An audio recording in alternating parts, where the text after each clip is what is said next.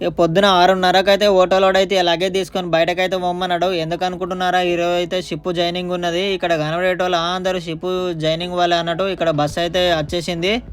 ఇక్కడ కనబడే వాళ్ళు అయితే చాలా దేశాల నుండి వచ్చిన వాళ్ళే. ఇక్కడ ఇంకా చాలా మంది వస్తూనే ఉన్నారు. చూడండి బ్యాగులు పట్టుకొని.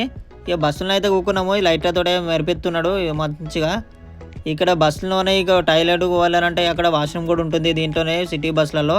ఇక్కడ కనబడితే మొత్తం అమెరికా టాక్సెస్ గల్వెస్టోన్ అన్నమాట. ఇప్పుడైతే షిప్ పోర్ట్కి అయితే వెళ్తున్నాము. అక్కడ షిప్ అయితే ఉంటుంది. మళ్ళీ షిప్కి అయితే జాయినింగ్ అయ్యి మళ్ళీ షిప్ జర్నీ అయితే స్టార్ట్ అవుతుంది. మళ్ళీ ఇక్కడ షిప్ పోర్ట్కి అయితే రానే వచ్చేసినాం గల్వెస్టోన్కి.